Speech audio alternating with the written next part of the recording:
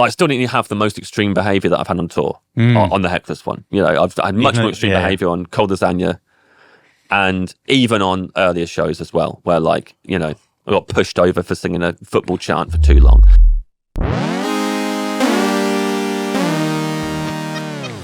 This is Good One. I'm your host, Jesse David Fox, senior writer at Vulture and author of Comedy Book. My guest today is James Acaster. We talk about how, after his previous special, Cold Lasagna Hate Myself 1999, James considered quitting stand-up comedy. He, in fact, did not end up quitting stand-up comedy, releasing Hecklers Welcome this year, a special in which he welcomed hecklers. And we talk about how I saw his most recent show he's working on, which is one of the most thrilling hours of comedy I've seen in a really long time. I also bring up the fact that the last time James and I spoke, he said he never watched any Bo Burnham specials, and he has since watched them, and he has some thoughts. So, here is James Acaster. I'm here with James Acaster. Thank you for joining me. Thank you. So, what is the funniest thing that happened to you this week? So I knew you were going to ask me this, so I was trying to... And then that puts a lot of pressure on the week. I'm going to say it happened on the way here, which is a very comedian answer. It sounds fake, but it did. And I don't even know if this is the funniest thing. So really, I guess funny things are actually seeing things that make me laugh, but then they never go in my stand-up. Yeah. Actually, on the way here, it's like, it's pretty overcast. It might rain at any point. So I bought an umbrella from the Airbnb. I'm not usually an umbrella guy. I don't have one. So I feel very grown up when I go out with an umbrella. And like, you know, that people looking at me thinking I'm a proper adult. Went into a cafe, had lunch, needed to use, and I'm going to say the restroom, which is what you guys say. And British listeners might be disappointed in me for that.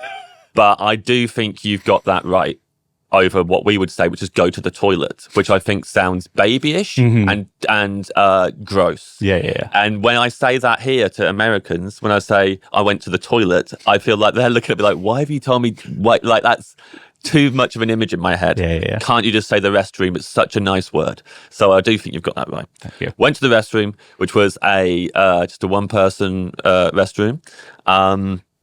And because I was going to leave, I brought the umbrella in with me. And when I went in there, I made eye contact with someone who watched me walk into the restroom with my umbrella. And I felt immediately self-conscious, as if they thought, what does he need an umbrella for? In there, and how's that involved? What are his bathroom habits like that he's going to need to protect himself from any like spray or anything like that? So like, and then the funny thing there to me would be how my anxiety manifests itself in any situation. Yeah. So it's often this like, that's what's going on in my head, rather than if you saw that. If you stood there and watched that, you would find it at all funny, which you wouldn't. Yeah, it just like truly would just look like a person going into a bathroom and leaving. And making eye contact with someone who probably didn't think anything when that happened. Yeah. They were just thinking about, you know, what they were looking at on social media and looked up for a second. But like, yeah, if I saw someone properly slip over and then like, you know, skid across the snow into a snowman and end up with the hat and the carrot on their head, that would not work if I told it on stage, but I would laugh about it for the rest of my life. Yeah.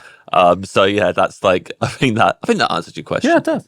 In Hecklers Welcome, your most recent special, you say, you know, you're talking about, we all learned a lot from ourselves during lockdown. You say, what I learned about myself during lockdown was I don't like doing stand-up comedy. Yeah. Which was very funny because the last time we spoke, which was in April 2021, so during lockdown, you talked about how you do not like doing stand-up comedy and you ended the conversation kind of being like, I might not do stand-up comedy again. And if I learned today I was never doing stand-up comedy again, that would make me happy. Yeah. I want to talk a little bit about how you got to the feeling that you were happy never to do it again. So coming after that last special, Cold Lasagna, now what's the name?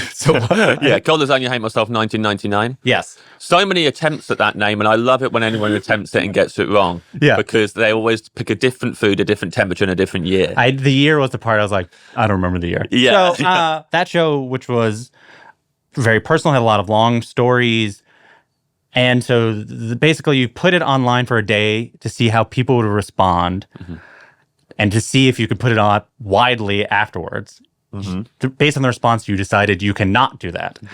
So talk about all of that and what it led you to believe, like, maybe it would be good if I don't do comedy ever again. So I started stand-up in 2008. And so 2019 was when I filmed that show. And I pretty much been doing, I reckon if you probably added up the amount of shows, the amount of gigs I'd done, you get an average of one a night between that time. I was doing them a lot, multiple gigs a night sometimes, and, very little time off. And that was really good for a lot of reasons. Obviously, just getting better. But it was bad for a whole load of more reasons. And I think 2019 was probably the first time where I felt, or maybe the lockdowns were the first time I felt, I actually think this is my job now and I'm okay. And I'm not going to, if I take my foot off the gas, I'm not going to lose my job. And during that tour, I'd done loads of shows that weren't personal, really, that had little, tiny personal reveals at the end of a very stupid, whimsical show, is what I was kind of doing for a few years and enjoying that a lot. Didn't feel like I could do that again when I started doing Cold Lasagna. Wanted to do a show about the best year of my life because I was not feeling good. So I felt like I'm not going to go on stage and just tell them how bad I feel. I'm going to go on stage and I'm going to do the opposite because I don't want to talk about that. And I found it impossible. And ended up talking about these things that had happened. And that ended up being exciting, especially in the work in progress era of that show, because I hadn't done that before. They were excited I hadn't done it before. Then the longer you do it and the more that you're constantly going on stage and opening up to them and telling them about your personal life, when you're not getting the response that you wanted, that's different than it was before. Not that I ever handled it well before. Sure. But like now it's like, I just told them this really crushing thing that happened to me that for me was crushing, even if it doesn't sound it to them. And I feel like they looked back at me like, so what? And now I've got to go home with that feeling. That's worse than just a joke not working. Yeah. And the longer that tour went on for, the more that I felt like that. Also, you've got burnout on top of it, so which you don't necessarily acknowledge at the time, but you've got people telling you. And eventually you have people telling you it so much that you are like, yes, some of this is not real, how I'm feeling. Some of this is, I'm burnt out.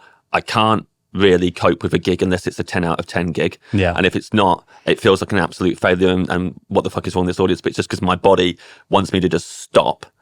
Definitely the last leg of that tour, I was very scared about filming it because I was like, this show is not working anymore.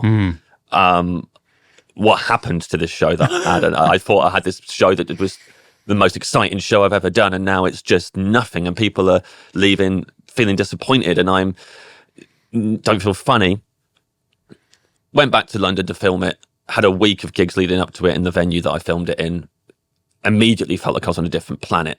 Still felt like I was running on fumes when I filmed it, but really just was like fully just committed to, you just focus now. You've got 2 more gigs and then the tour's over, and you need to get this in the can, because the thing I enjoy most about stand-up, the 2 things are work in progresses and filming it. Yeah. So you're like, here we go, let's get this perfect and whatever. And that's, calling it perfect is a problem in and of itself. We can get to that later. But like, I get to that, and obviously there's the bit in the show where I'm like, there's a scripted bit of material where I'm saying like, the audience are the worst part of this, It felt very real when I filmed it. Yeah. There were a few reviews of the show that I did read that were like, that bit feels a bit, I think he probably isn't enjoying stand-up.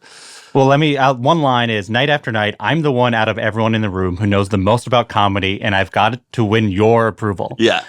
Which I stand by. Yes. It's funny. And I wouldn't say it if I didn't think it was funny.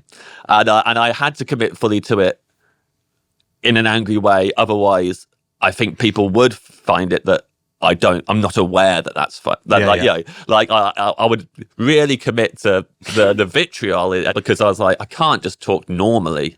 If I speak very frankly about it, that will sound like I'm being an asshole. But yeah, at the end of it, I was like, I'm going to take some time off. And then COVID happened, and then everyone took time off anyway, so I didn't look special. No one misses you. And yeah, it just felt great. Like, stopping for the first time in, basically 10 years. And the world stopping as well. So you maybe don't feel like, because I had an extremely privileged lockdown, just crazy, because of my job. Yeah. And because I had the podcast that I could do Of many of them. Well, I'm going to continue working. So it was stupid. So I was just like, I didn't feel like, I should be doing more, or whatever. I was lucky to have a special that I'd already filmed that I was now going to release during lockdown. So I was still putting out new stuff that I was proud of. And yeah, I did just feel like, I'm just loving sitting in the evening and watching TV with my girlfriend and just not always thinking about other people's approval or anything like that. Felt very, very nice. When you put out Cold Lasagna with the hope of seeing if people would respect it enough to have the show speak for itself, and then pretty quickly they clipped the parts that you would least want them to clip. They like can't wrap their head around the idea that like you would not want something to be removed from its context. What was it like seeing that happen almost instantly? Yeah, it's always a bit disappointing. You're like, oh, come on. Like, because obviously you spend a long time writing a show. That one in particular, it was just like every single word of it. I even told them that, I think. There's a line in the show where I say every single word in this show has been considered so that it can't be misconstrued. Please don't take it out of context and put it somewhere else. And I, to be honest, to begin with, when I saw them do it, disappointed, but I was like, okay, that's why I put it out for one night on just the stream. Yeah. And now I know that I'll basically, instead of trying to find a permanent home for it, I'll just put it on Vimeo originally, and now it's on my website. I wasn't at that point yet, where I just accepted, here's what the audience do. Yeah. I don't fight against that and try and argue with them and try and get them to change. It's not going to happen. And maybe there's some acceptance here of like, this is what you're going into. So this will happen. Like, they will chop it up and put it anywhere they want. Some people will try and rip the entire show and put it online somewhere. And, you can block it to some degree, but otherwise just accept this is how people are. Yeah. And this is what they're going to do. And that definitely came through doing Hecklers Welcome. And that was kind of maybe the reaction that I had to doing Cold Lasagna, including that bit where I berate them on stage for like, their smart ass comments on Twitter to me after the shows and whatever. That was something else I really didn't like when I was on social media. Would be like, they'd be like, oh, you weren't as funny as such and such the other week, but or whatever. And you're like, man, I just did a 2-hour show for you. But again, it's that thing of like, that's always going to happen. They're always going to be like that. So you can take yourself off social media and not look at it anymore. That's your option. Or you can carry on looking at it and stop complaining about it because they're going to do it. You can't control their response to your work. Yeah. And the same with Cold Lasagna. So like Cold Lasagna, I've tried to get it on other platforms since because I've been like, actually, I'll be okay with that. And for various reasons that hasn't worked out. But like, but I still got it on my website. People still get it, and I kind of don't. I don't mind now when people have seen it out of context or whatever. You have a desire seemingly to be both ambitious and popularly ambitious. Like I feel like can exist in film and music. Like there's a lot of artists that are like that. Did you have moments where like I wish there was enough people who appreciated comedy that the way that I want them to appreciate comedy?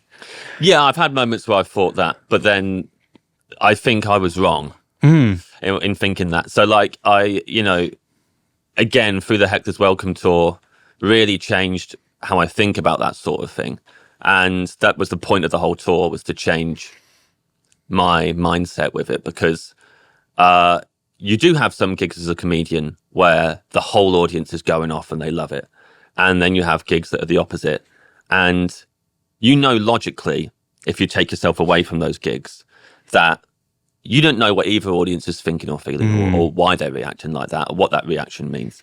And I know that I, as an audience member, and I point this out in the special as well, do not lose my mind physically and vocally when I see something that's incredible. I tend to sit there in silence and watch it and think like, this is really good, and I'll tell people about it when I get home. That's the thing that I've had to just like go, you know that this is reaching people because it's your job, and so you're making a living out of it, so you clearly are connecting with people over it. You've had enough positive reinforcement from like, people, if it's online or after gigs or whatever. But also that shouldn't be the thing that's, like what we're trying to fix here is that shouldn't be what you need. Yeah. I think back sometimes to like things I've said to other comedians in bars after gigs or at the Edinburgh Festival complaining about audiences. I'm very embarrassed as to like how entitled I must have sounded. complaining about my crowd that night, or they only came to see me because I got a good review in The Guardian. Oh, boo-hoo. Yeah. And then they sit there and they expect it to be genius, and they just watch it with their chin stroking and not laughing. It's like, okay, well, that's the real. Yeah, because I imagine if the opposite happened, where they're laughing too much, they're not chin stroking and appreciating the I don't appreciate how clever it is. They're morons. Yeah, so it's just like, it's all just projection of your own insecurities, and you just don't think you're good. I've given best man speeches in the past and not tried to be funny because I don't want to be like the comedian trying to be funny. And so you just do a sincere speech about your friend, and I've almost had a panic attack afterwards because no one laughed at me while I was standing in front of everyone talking.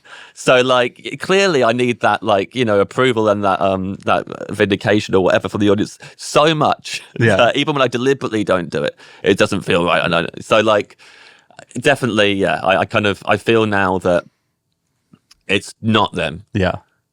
And definitely enjoy gigs way more. Yeah. I want to, before we get to more into Hecklers Welcome, I want to ask about one other thing that happened right after our conversation. So in our conversation, I talked to you about Bo Burnham, and you mentioned that you avoided his work for most of your career because you didn't want to accidentally nick any of his ideas. Yeah. And then like 2 weeks later, Inside comes out. Yeah. And I'm curious if you saw that, and I imagine you thought it was interesting or whatever, but did part of you go like, I can also do something good? Like, did it motivate you by its ambition and execution? 100%. So my girlfriend has watched Bo Burnham's shows, and Inside came out. She was like, I'm going to watch Inside. Do you want to watch it? And I was like, no, I'm going to bed. So I went to bed, and I remember being in bed, and she was down the hall watching Inside and just hearing her laughing at this show. I was like, fucking God, shut the fuck up. Stop laughing at Bo Burnham. I'm trying to get to sleep. You've had anything this fucking makes me feel. This is lockdown. And I think I heard like the FaceTime with my mum's song and was like, that's funny, but not that original. Everyone's talking about FaceTime. Who gives a shit? And then like the next day I was like, no, that song did sound pretty funny actually. I might watch that. So like, I was like, yeah, I'm going to watch it. So I watched it, and so I think I've seen it 3 times now. I think it's incredible, and I think it's one of the. I always hesitate to call it a stand-up special because it's not. Sure. But that's to its like even more to its credit because no one's done whatever it. Yeah, it's basically for me. It feels like a. And no one else could have done it because a YouTuber special, because he came from that and now he's made that work in lockdown after having directed movies. So then he knows how to make this really well. And he's done live comedy. So he's able to make it feel like that at the same time. First time I saw it, I liked it, but had loads of criticisms of it. Can you share any of them? Huh? Can you share any of the criticisms? Gladly, because they're all things I don't think anymore. And they're all, and I think it's even more to its, this is going to be extremely gushy. Sure. And I don't know him. There's no, none of this helps me. But like, so I had all the things of going like, oh, well, he's like not really in that fucking room. So what everyone said. He's well, comedians said, everyone else didn't. Most audience were just like, wow, he did it all in his room. And he's got a fucking house that path leads to outside it. Because that's the thing. I watched, Make Happy. Before, so I'd seen that after our conversation.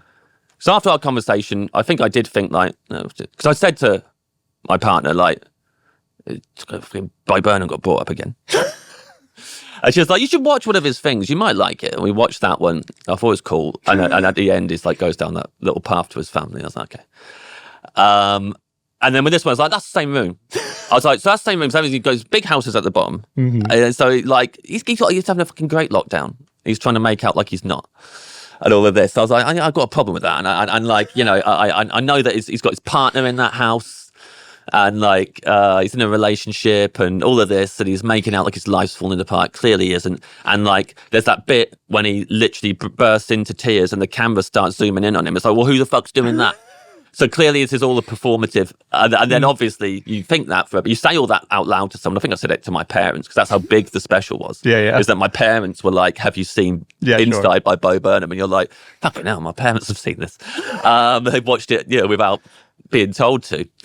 And I was like, yeah. And I was saying that and they were like, okay, yeah, I think some of that's the point, but whatever.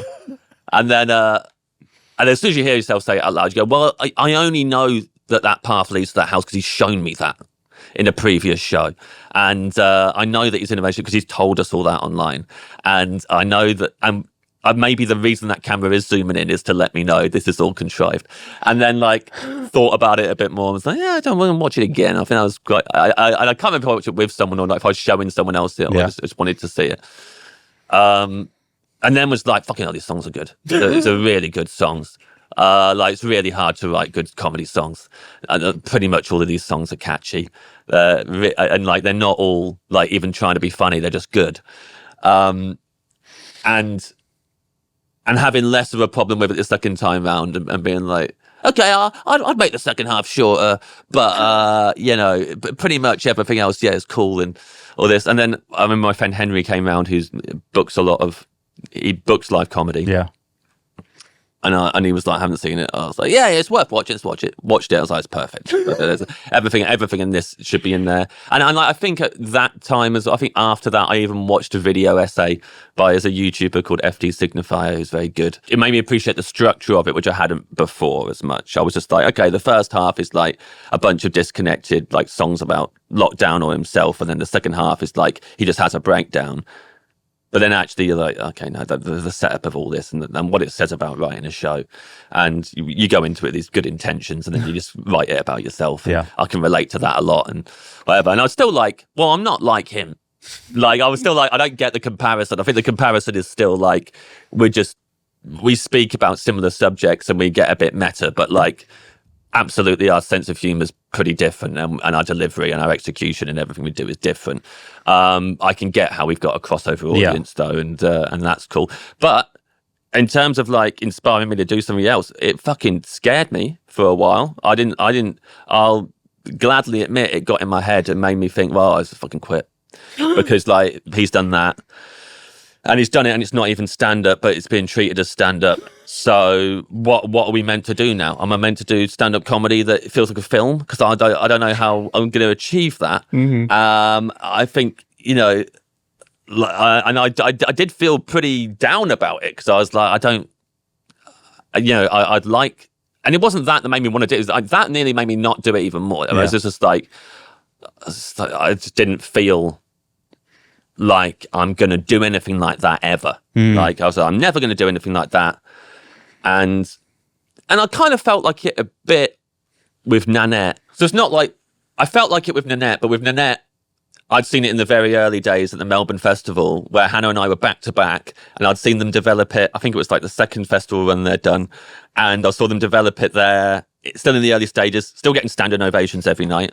But I felt really personally attached to the show and seeing it just grow and become one of the greatest comedy shows of all time, even though I had absolutely nothing to do with it. I just felt I was just felt like a bit of a cheerleader for it in a way. So I was just very happy for it. I think if I'd seen Nanette just drop out of the sky like I did with Inside, I would have I'd had a breakdown again. And also, on top of all that, you're going... oh fuck, everyone's been trying to do content about lockdown, everyone's failed, he's just nailed it, and that's there forever now, and that's just going to be a time capsule on top of it. So I don't know how that's ever gonna... it's before people could start writing shows about it, he already did the show about it at the time where people most were receptive for it. And had and judged the tone of it very, very well in a way that wasn't... There were loads of people doing stuff about lockdown at the time, making TV shows and all this, and where it's we'll do it so it looks like the whole thing takes place over Zoom and it all felt not quite right. And he just made it about how he felt because it was Inside. It was more Inside referring to how he felt in his head. So you're just that's it. It's not it's not surface level. Like we continue to forget this when we create stuff, is that it's not just what you see on the surface and make something about that. It is about what's going on inside you and how you feel. And that should be the rule. And he nailed it, did it. And you go, right, well, let's all quit. What the fuck is the point? I definitely don't feel like that now, but I don't remember when I stopped feeling like it. It was quite a while of saying out loud and you know, to my partner who had to listen to that. Just talk about Bo Burnham all the time. Yeah, oh God. So with Hecklers Welcome, as we've been talking about, can you set up the conundrum and how the solution was Hecklers Welcome?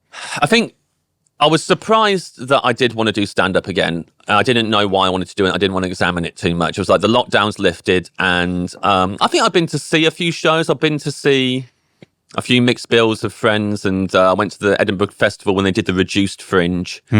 And there was no reviewers, no awards, and just people doing shows. And I'd gone as a punter and just watched the shows and enjoyed watching them a lot.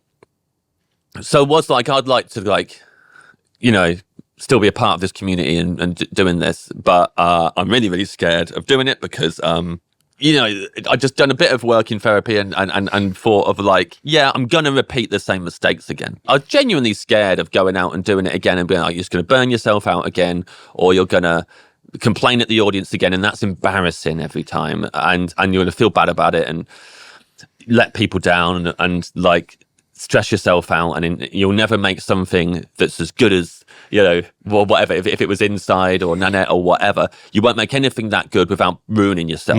Like you can't, you know, your specials that you did do that came out the same year as, I think that didn't help either. I released my specials the same year as those things, and had put, you know, and again, this is like a stupid thing to care about. It's ridiculous, you know.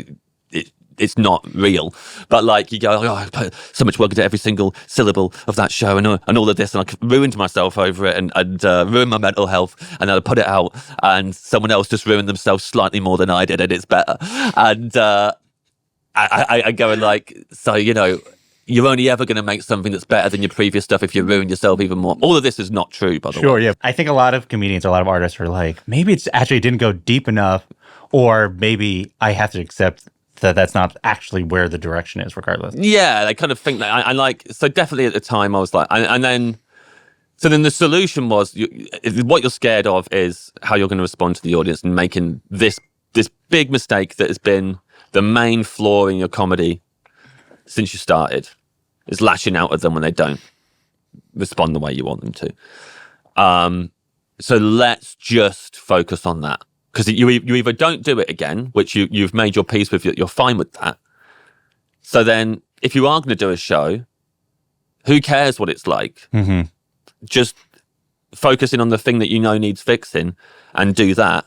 And that can just be it. And it can be an exercise, not like, to begin with, it's like, just think of this as an exercise and not a show. And each show you try and improve anyway, and there's different things you focus on, whether it's writing, performance, the kind of stuff you're talking about, like Cold Lasagna became that, of just like, I'm just going to talk about personal stuff, so that's how I'm going to try and improve with this show.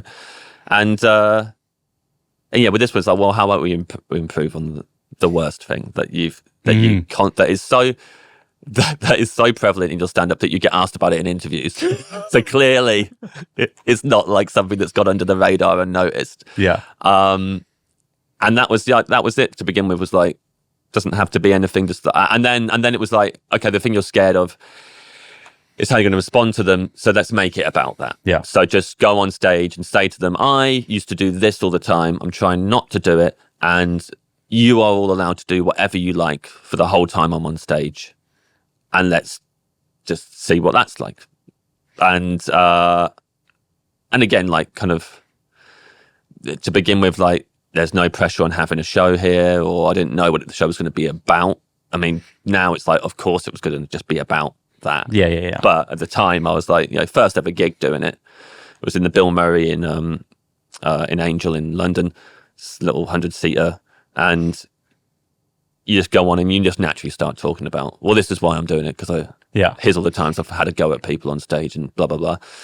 And I remember that gig very clearly. It was two very persistent hecklers, and that was it. Just two people who didn't know each other, the whole audience really tired of them really quickly. And I was like, this is interesting. Like, I'm being very nice to these two guys, but everyone else is hating them. And that's an interesting vibe in the room and an energy. And I had a friend who was in the audience and they were like, yeah, it's chaotic. And I was like, did you like it? And I don't know. And I was like, that's good. Like, that's a different kind of thing to play with. And yeah, kind of like, and just letting go. I found it instantly, I don't know what the word would be. It was quite liberating to not care about if that show was perfect and just go like, yeah, it was kind of a mess. But however they feel in the room, that is what the show's about. You know, if they come away going, I didn't like the Hecklers. Yeah. Going, yeah, it's good. Think about that and talk about it. And like, you know, and so when the show being perfect, this show, like even the finished product, you're like, this show is going to be about this exercise, and it's an exercise for everybody. Yeah. And not it's about the exercise and not about the product as much as that. Like, yeah, and it was like, I still would have moments where I would panic about the filming. So I really had to wrestle with that because I kind of more or less got over each individual performance doesn't have to be perfect. There was a point where I did burn myself out slightly because I agreed to 3 weeks in a row. That was part of it as well. Yeah. Was that I spaced out the tour dates a lot more, did residencies instead of a different city every night. But we put some extra ones in one of the weeks off. And in a way, I'm really happy that we did that because that was the one point in the tour where I was like, I can never do this again. This is awful. And just hearing myself say that on the phone to various people and then reflecting on it afterwards, like, okay, well, that's the one that you found your limit there. Yeah. Is that you don't do that many gigs in a row. But so that was the only time I think I got in despair about the show itself, like properly, like disproportionately. I mean, like I'm sure every interview asks you about the best or worst hecklers. Is there ones that just sort of stick with you? That was what was quite nice about it, is that they weren't really sticking with me very much, the heckles. Like they just happen and I'd deal with them and I'd be as nice as I could to the heckler and then we'd move on. And there were some things that would stick in my head of like, people doing ones that were a little bit funny. So I would remember like, that was a good joke. And I didn't, get bent out of shape about it. I let them make their good joke and have the laugh. And sometimes you get audience members afterwards going, shame, isn't it? Because that guy was funnier than you with that heckle. And you go like, because the exercise doesn't stop when you come off stage. You're out that stage door and they're coming up to you saying stuff like that. And you have to be like, oh yeah, he was good. Because you're like, I'm not going to explain to you what happened in that moment. And that what I was trying to demonstrate to you there is that I can let this person have their moment and be funny, and it doesn't have to be a threat to me, and we can all just enjoy it. It's not about gladiatorial, who's the funniest, I'm going to destroy anyone who challenges me. Mm-hmm. I think some people came to the show thinking it was going to be that I was saying, welcome hecklers, you heckle me, and then I'm going to kill you one by one, and then I'm going to go away covered in blood, and everyone will know I'm the best comedian. And it was like deliberately the opposite of that. Yeah. And that was a part of a thing that I had to kind of like also, and with the taping and with all of it, accept and confront and deal with, was like they might come away and go, oh yeah, like, he wasn't very funny with the hecklers, like he didn't take the piss out of them enough, he didn't do this. Some of them were like mean to him and he just let them be. And like, and that was, and they're not getting it. Yeah. I got being okay with that and going, okay, that's got to be all right as well. And like, because I got so worried about it, I ended up filming it 4 times in like 3 different venues, and we did an audio taping as well. And they'll all be out eventually. But actually, all we needed was the one that we'd booked in, and it went wrong straight away with the mic breaking. It was a genuine thing that happened. And normally, I would just be like, if that was cold lasagna, I'd have been like, well, what the fuck? Yeah. What is the point? You just toured this for 2 years solidly, you killed yourself over it, and now you're on stage recording it and the mic's broke. So now you've got to do the routine again, but it won't work because they've already heard it. And then you've got one shot at it tomorrow when you do the second film, and if you don't get it, it's fucked. Yeah. And I would have been, really bad. And like, whereas instead I was just like, great, like, we'll keep that one in. And because the next night we did it with the mic that worked, and we got the routine clean. And I was like, no, I really want to use the one where the mic broke. Yeah. And my tour manager had to come on and give me the stand-in one, and we filmed it for 3 hours, the show, because I every heckle I gave time to, and I also made sure I did all the material. Whereas on tour, that wasn't like that every night. I was just like trying to cut it at 2 hours, which is still too long. But like, you know, I would just still try and keep it at that. Whereas this one, I was like, no, I've got to film all of it. And in a way, you know, you are sacrificing. I hope that the people in the room enjoyed it. And I know that, especially on the first night, it was a lovely response from them at the end. And it was one of the most enjoyable nights of comedy of my career. But I'm sure there were some people there who were like, oh, so just because he's got to film it, we've got to sit here for all of it. And I didn't give them an interval. Yeah. And and it was in the round, which I'd never done the show in the round before. I hadn't practiced it because I wasn't able to. And some of them were probably like, well, I can just see his back now. But I had to, like, you know, just go in with like, there are going to be some people who won't like it. And that's the same of every show you've ever done. So let's do stuff that is just like exactly what you want to do and just accept the fact some people are going to walk away thinking that was a bag of shit. Yeah. You know? It's funny that you said you didn't let them have an interval. Just like the idea that British comedy audiences are like, when's the interval coming? I'm so tired. Well, we are normally. Yeah, I know. Yeah. That's exactly what we do. We wait for the interval, especially because we do such long shows. But 3 hours is pretty long. They were told they can go, you know, they totally to the restroom Yeah. whenever they like, and they do throughout the show. And I was so delighted to get that on camera. They're walking in front of the cameras. They're walking in and out. You hear the doors slam. Yeah. You know, all of that stuff that would normally just make me throw my toys out the pram. I was like, yes, another person walked out. Were there, you know, when we last spoke, we talked about there are specific lines in the shows that you keep in being like, well, that's my favorite bit, regardless if it gets laughs. Is that a phenomenon that will happen in a show like this, or do you try to have this show be less precious in general, where you're like, I don't want to have these sort of little couplets that, like, yeah, when they go home, they'll think about how clever it was. Yeah, definitely. I mean, I think like so much less precious about this, about Hecklers Welcome. Would still just play around with it very loosely. If a heckle derailed the routine, that's fine. Go in a different direction with it, especially even when we filmed it. You know, there were some lines that I said every night that would get a huge laugh. When we filmed it, someone heckled at that line's not in the special. And just making your peace with that. Like, that's not there anymore. That's fine. What happened on the night was that. And if I tried to like somehow bring us around to that line or this thing that I want to do, it wouldn't work in the spirit of what I want this show to be. And, you know, my persona's different as well. I'm so much closer to just how I speak off stage to people. And that's another layer of defense when you get rid of that persona. So that's gone, and you are a bit more like, you're like, well, if I thought this version of myself was the funniest, I'd talk like this all the time on stage. So clearly I don't. So you're kind of putting that person on stage and doing that. You know, there would have been some stuff that if I didn't get to do it, the show would fall apart. So I was like, I've got to get around to setting up, you know, talking about my inner child and whatnot. But yeah, in general, if something just wasn't working that well, you just take it out. There was a bit at the top of the show. Used to be at the top of the show. That I think even in a review about it, someone of the live show, someone was like, "Oh, this bit, you know, sets everything up beautifully and is what the whole show is about." And it was, but I didn't feel after a lot of performances, I was like, this bit is a bit of a soft entry to the show. And I know it's a metaphor that is what I'm talking about, but I don't think it feels that. I think if I just get rid of it, we might get into the show quicker and have a more fun time, and it might not be as clever and go away and think about it as it would be with this routine. But who cares? I got rid of it. And what was it? What was it? It was about, well, I don't want to say now because it's in my new show.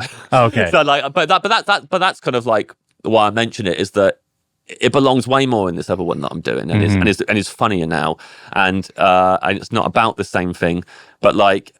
I forget to do that as well. That if you do get precious about lines in the show, and you keep them in regardless of how they're actually going or how much they are actually contributing to the show, just because you like them, it can often do them a disservice. And then when you will find a home for it in the future, whether it's in a stand-up show or a scripted thing or a podcast, where it actually works. And I think, yeah, just doing that, just going like, no, I really like it, but it's not singing here for some reason. Let's take it out and just trust that one day it will find a home. In so much as this is an experiment, what did you learn? What is your takeaway in terms of, and how do you move forward from it? Yeah, well, I definitely learned that it's not them. Like I say in the special, like their response and their behavior did not change at all. Like it wasn't like I said, do what you want, and then it was carnage. Like one night to the next, they'd not heckle at all. They'd heckle throughout the whole thing. One person would heckle, whatever. That's exactly what I got on every single tour I've ever done. Some people would have seen me do shows on the Hecklers tour where an audience member did something really weird, and they probably went away from that show and go, well, that's his fault because he said we could do what we want. So then that happened. I would always say to them in those shows, I 100% guarantee you that happens every tour. Like not exactly what they did, but that kind of thing. That person who is doing something to the rest of you seems insane and completely inappropriate. It happens at least once a tour, maybe more than once. Like, I still didn't have the most extreme behaviour that I've had on tour, on the Hecklers one. You know, I've had much more extreme behaviour on Cold Lasagna and even on earlier shows as well, where, like, you know, I got pushed over for singing a football chant for too long by a guy, like physically abused, like assaulted because, like, he didn't like a whimsical routine about a football. So it's like, yeah, so I definitely learned that they're just the audience. They're doing whatever. You can't control that. You can control what you do. So don't do as many gigs in a row. Look after yourself off stage, whether that's exercise, therapy, whatever. Actually, like, do that work on yourself, and don't be so precious one night after the other. If a bit doesn't work how it's meant to, go in a different direction. Just try and meet them with more positivity and openness whenever they do get involved. Even if they're being an arsehole, the whole audience can tell they're an arsehole already. You don't need to make them realise it and hammer it home. So, like, because now, you know, since I've started doing a new show cycle, I have gone into the audience sometimes and said, you know, or you're talking about this or you're doing this. And it's been fun. And I'm interacting with them in a fun way. And I am saying, like, you're talking to your friend. I'm still going in on that. But it's not like, shut the fuck up. You're ruining it for everyone around you. You're a bad person. And so, like, it's made me empathize with them more and just be a bit more realistic with it. Because what I tend to do now is just before the show go, okay, imagine this show going bad. How do you want to respond? You go, well, in the moment, I would like to just get my head down, do the routines and focus on going home. And not let them know that I'm hating it. Yeah. And, you know, I'd say a couple of times on this, like, current work in progress cycle, I failed at that. And I've told them, like, God, this is not going well. But even though they've been helpful rather than, you know, they've been things because I realised with that, it's because, you had a bunch of good work in progresses in a row. You thought the show was finished already. You got cocky. And then you went on stage just wanting to coast. And then didn't. And it's like just constantly remembering that you're there for them. They've paid to be there. You're there to give them a good night. You're not there for you to have the best night of your life and to feel like a king. Yeah. So just keeping that in mind as well. So I saw your newest show. How? Oh, did you? Yeah. When did you see that? I saw it at Union Hall. How comfortable are you talking about it? Talk about it a little bit. Yeah, it's weird because it's so early days. Yeah, I didn't like. So it might be premature talking about it. Do you not want to talk about, like, the fundamental concept? Probably not. Yeah, but we can talk about the themes of it? Yeah. All right. Oh, let's see. Well, let me know. For the most part, I had a sense of where the line would be. We'll see how it goes. But, like, the first thing I'll say about it is, like, this is a big swing. Sure. This is not a exercise. This is James Acaster went through an exercise, and he's taking a big swing. Would that be fair to say? Yeah, and it is like, you know, it is that thing of, I got to the end of Hecklers Welcome. I'd got so much out of it personally, but was also like, we've, you know, lifted the hood up of the car and fixed stuff. So let's drive the car. Let's now just, like, do a show where you go, okay, learnt all that. Now let's just go out there and be funny and stupid. And then, you know, like, again, it was like, if I haven't got a show, I haven't got a show. But I think pretty early on, I came up with the idea for it and just was like, I enjoy this concept and this kind of, I enjoy this this swing, however big or small it is. And I couldn't have done it straight after lockdown. Yeah. I would have ruined it by now already. In so much as we don't want to reveal what the solution was, can you talk about what the conundrum was, or like the idea that you're like, I would like to do a show that answers this feeling or question? Kind of. Well, I mean, one of the main things was just like, I just want to do a show that's as funny as possible. It was like, and that would sound like I'm saying that Hecklers Welcome wasn't that, because obviously I was still trying to be funny as possible in that, but there was extra stuff on that, which was like, it's not just about being funny, it's about improving, it's about trying to get the audience to see what that is, creating a feeling in the room, all of this stuff. And I was like, I just want this one to be, let's just go out. And I'd gone on Seth Meyers to promote the special, Hecklers Welcome, and been very obnoxious on it and really enjoyed myself, and was like, I'd like to do a show as just that guy. Yeah. So that was like the thing to begin with, really. And then I did a work in progress again at the Bill Murray, always start there. Really didn't like it and thought, because I'd spent a few months just writing down on my phone things that I thought were just funny ideas, just like these could be routines. Went on stage, worked my way through them, and was like, this is boring as shit. Like, this is like, so like, who wants to see this? Like, I'm contributing nothing. I got no interest in watching that guy for an hour just go through a bunch of like observations and jokes, and comedians who do that way better, and I don't want to do it. But I already had like, you had a bunch of jokes, a bunch of work in progresses booked in. Like, so like one or two a week at the Bill Murray for the month, and I was like, I got to do it again in a few days. I go on there and do that shit, and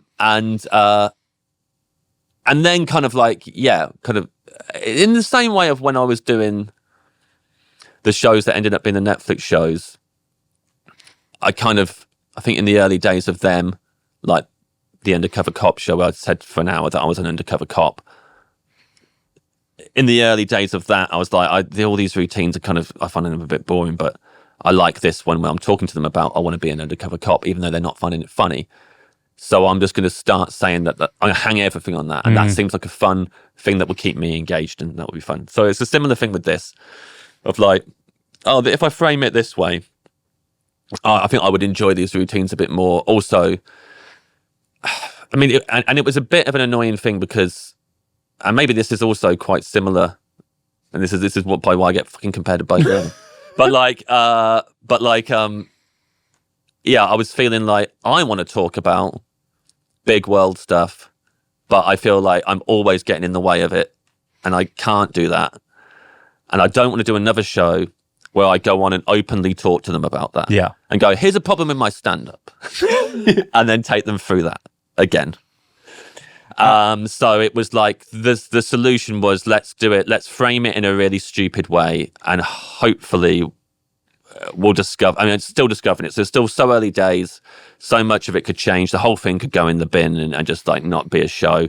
But like, at the moment, I'd say it's the most I've enjoyed doing work in progress shows maybe ever. Like, I'm really enjoying it. It is a virtuosic joke writing and telling. Thank you so much. It is really, like, I was talking to a friend who's a comedian and who went to the person who taped it, and I was like, I don't know the last time I saw a comedian do this many good jokes of different types and layered and different pacings and stuff like that, built into a structure that we will not fully reveal.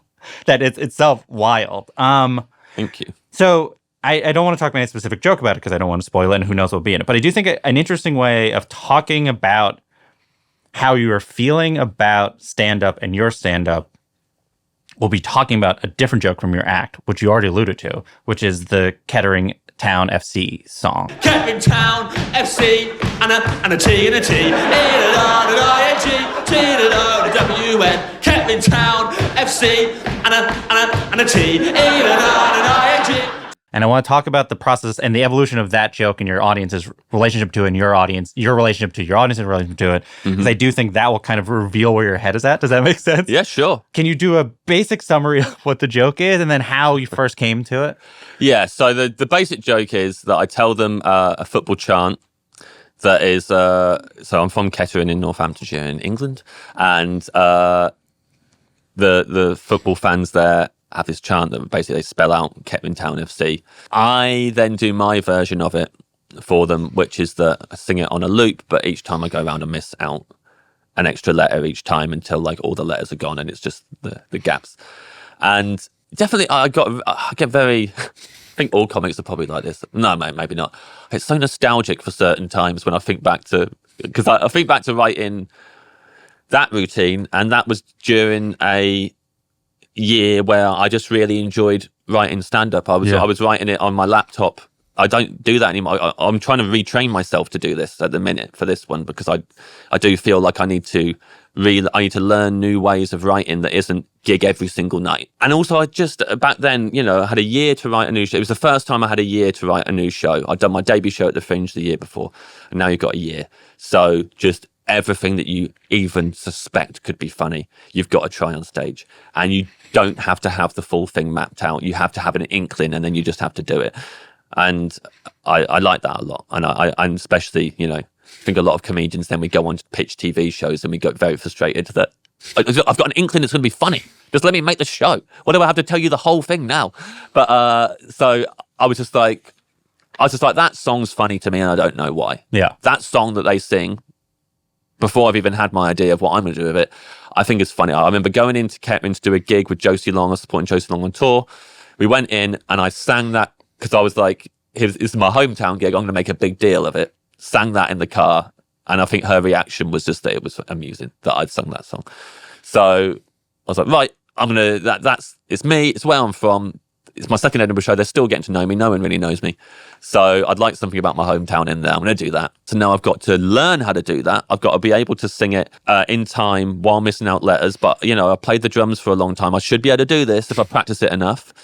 I remember living in Wood Green in London, and I remember the exact living room, because I would practice it on my own when my housemates were at work, just like, hitting myself on the leg and missing out letters and doing it over and over again until I could do it without thinking about it. And then doing them at shows, very, very mixed response for a long time. One of those things where you feel like it's a bit of a cheat because it gets an applause at the end of it because you've done a thing. Yeah, you finished it. They know what the ending of the joke is. Yeah, but also I would feel like, no, fuck you. I think that deserves it.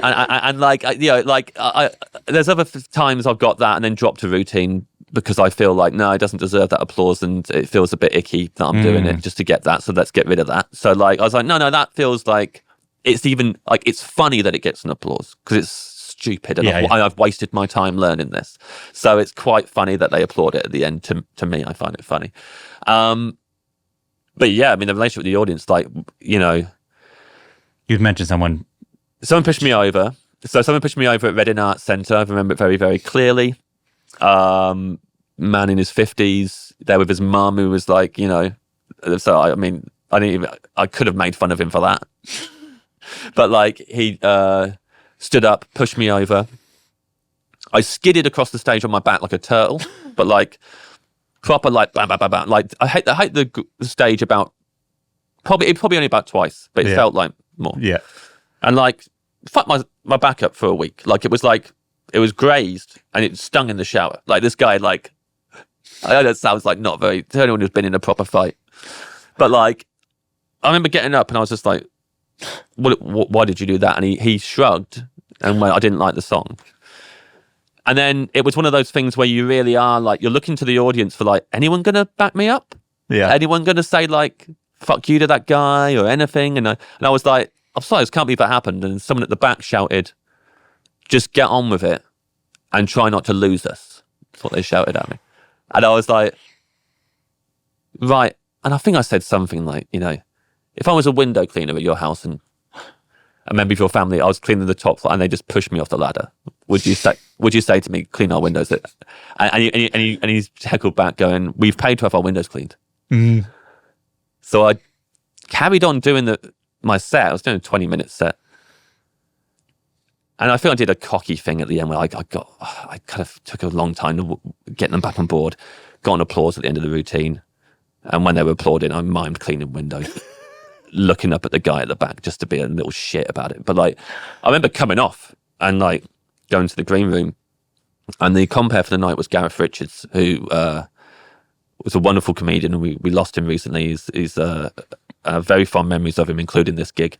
And I came off being like, okay, well that was bad, and he was like, that was awful, and I'm complaining to why the fuck have they not chucked him out? Like, there's still another act to go on, who are, by the way, an improv troupe who take suggestions from the audience. Yikes. Like, you don't want getting people on stage. So yeah, Gareth complained to the organisers, who said, "Oh no, don't worry, we've told him if he does it again, he's out." If he does it again, and so Gareth was like, "Okay, so just to be clear, everyone else in the room has 2 pushes of a comedian before they get chucked out of the venue. Is that right? Because these guys are about to go on and do improv with them and get people on stage, and they're allowed to. Is it just push them, or can they hit them as well? Like, what's the line, and how many times are they allowed to do it?" They were like, "Well, no, obviously not." So everyone else 1 more and they're out, but that guy 2. Yeah. And like, you know, he got him kicked out, and Gareth also like walked me to because I was like, I'm going to leave now, and he was like, I'll walk you to the train station and make sure like that guy doesn't come out and fuck with you, so that you can just go home and they can have a longer interval, wait for me to come back and do the comparing. And Gareth really looked after me that night.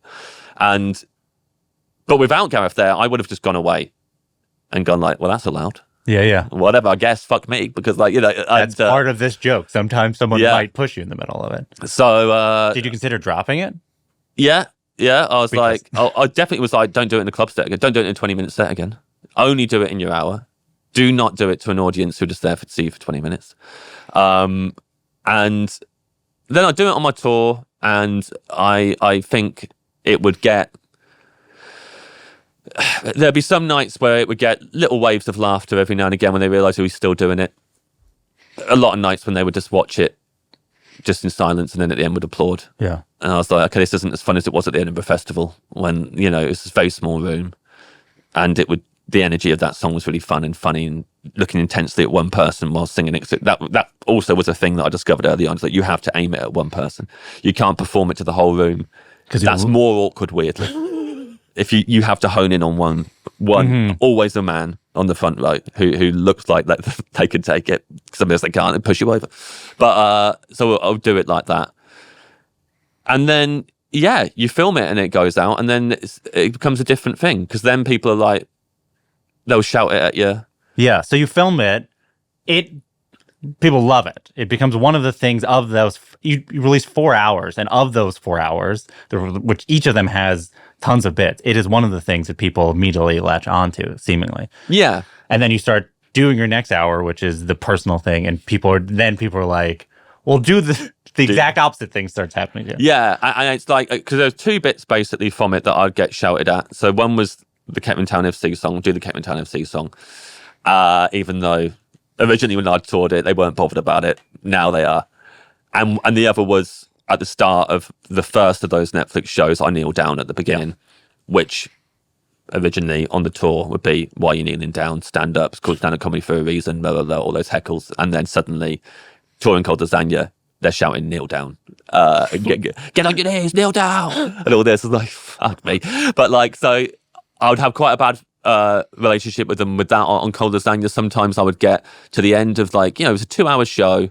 Sometimes it would be a struggle, you know, as we've said before. And if at the very end of those 2 hours, someone shouted, do the Kettering Town FC song, I'd flip out. It'd just be like, you fucking kidding me? I've done 2 hours of what is clearly like a complete departure from that stuff, and you want to hear a bit that you could go home and look up on YouTube right now. You can watch it whenever you fucking want. Yeah. And guess what? You wouldn't have liked it if you'd seen it on the actual tour itself. You're the kind of person who would have sat there and like got bored or pushed me over. Fuck you. Because I guess I imagine there's some people who brought their friend to the show being like, he does a bit. Yeah, he does this and whatever. So I wouldn't feel good about that afterwards. And I would think back a lot to before I did stand-up, I went to watch Lee Evans at the Nottingham Trent Arena. It was one of the only arena comedy gigs I've ever been to, and I watched all of Lee Evans's VHSs at the time. That's how old I am. And I remember seeing him do, you know, probably again 2-hour stand-up show in an arena, fucking sweating buckets, working in socks off. Does a massive musical number at the end with, like, I don't know if it was a grand piano or a ukulele, but it was like, there's a huge, you know, a lot of effort put into this show. And then goes on for an encore and someone shouts, do Bohemian Rhapsody. And he just went, oh yeah, I don't mind. If you want me to do it, I'll do it. And did it. And I And I remember walking away as a fan Yeah. who hadn't done stand-up ever, going, I feel so lucky I got to see Lee Evans do Bohemian Rhapsody. But even in the moment when someone shouted to him do Bohemian Rhapsody, feeling like, oh, he probably doesn't like that. Yeah. Because thinking like, he's just done all this new stuff and we kind of went for it, but we didn't go nuts. And is it going to feel shit for him? Because we're about to really go nuts for this, And so when I would react like that to people on the Cold Lasagna tour, I'd be like, not being like Lee Evans. You probably should be like Lee Evans in that moment and go, yeah, I don't mind doing it, and just do it. Yeah. And give it to them. So then on the Hecklers tour, I assume it was a lot of heckles were that. Yeah. And I would just play it by ear. I think I did it about 4 times maybe, and I got heckled probably with it about 30 times.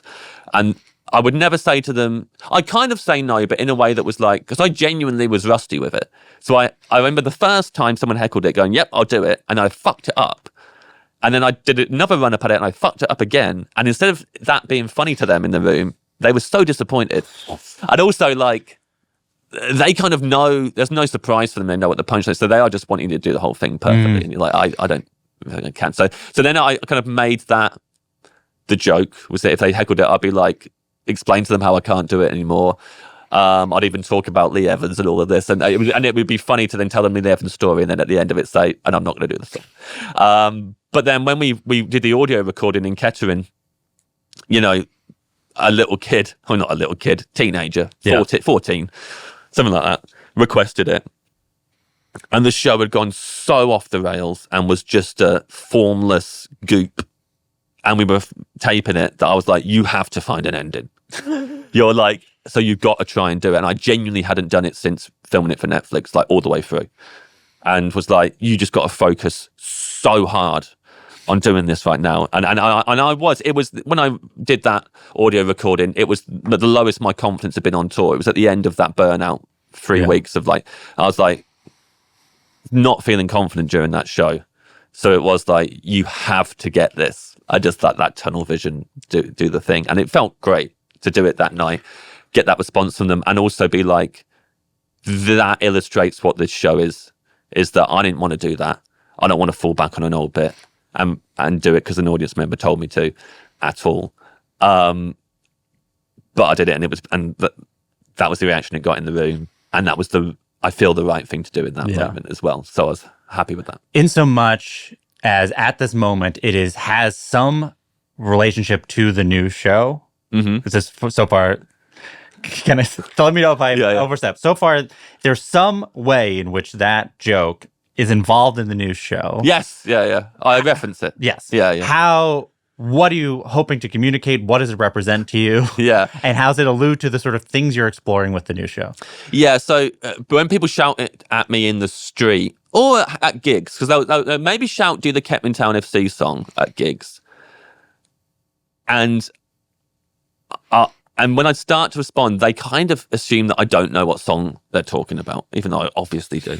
So then they try and sing it to me. And every time, without fail, and they shout this at me in the street as well, they always go, T and a T and a T and a T, every time.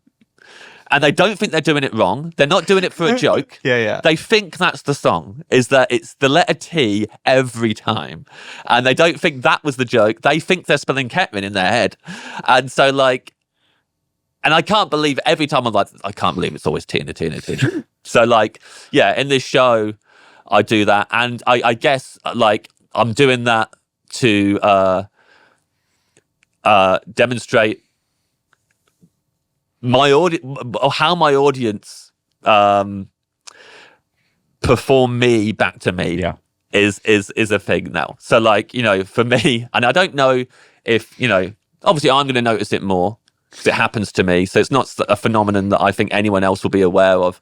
But there are more, when you do stand up or anything like that, you're going to get people do impressions of you back to you, and you're going to have certain feelings about it. And you're going to go like, really, that's how I come across? Or that's what you think the joke is? And and it's very cathartic to do it on stage without even, at the minute, I'm not even deconstructing it. I'm just doing it.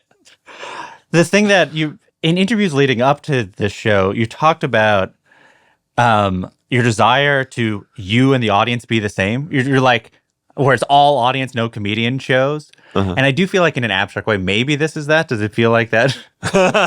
Yeah, well, it definitely feels like, I think all comics do this, but you try and attack any routine from certain angles and viewpoints, and often it really helps to try and think about what people who don't agree with you or in different positions might think of the thing that you're talking about. And this is definitely trying to do like more than one viewpoint in the show at once, but trying to do it in as few lines as possible. So doing a line that is maybe, here's how I feel and how someone else might feel about it, and hopefully it will, in as few words as possible, be like, that covers all our bases, hopefully. Yeah. That's the aim by the end of it. One thing that I was wondering while watching the show is, how famous are you in England? In England? Yes. I don't know. I mean, or how famous do you feel? I feel a manageable amount. Like it's fine. Like if I might, get someone to say something to me once or twice a day, and they are usually pretty nice people. Mm-hmm. There was a point where, and I wouldn't say, I don't know. I don't have a gauge for, because I'd say now, there was a point maybe during the Cold Lasagna tour where I don't think I was as well known as I am now, and I think now, Off Menu has done a lot of getting across to people, and also just like the increased popularity of Taskmaster, and then more people are just discovering your specials over the years. But in 2019, there was a lot of people who knew me from Mock the Week in England, and those people aren't polite when they come up to you in the street. And I was getting a lot of people quite aggressively come up to me and be quite rude to my face, like straight away, and not coming up to you and telling you you're not funny, but coming up to you and being like, just bossing you around of like, have a photo with my girlfriend, don't be a fucking dickhead, like before you've even said anything. Yeah. You haven't said no. And or they come and go, oh, you're that fucking guy, you're on that fucking Mock the Week, and you are him, aren't you? Fucking, you don't say you're not, because you are. And you're like, fucking man, just leave me alone.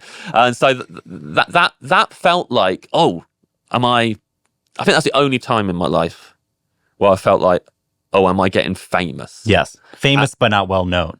Yeah. And I think that's gone away now.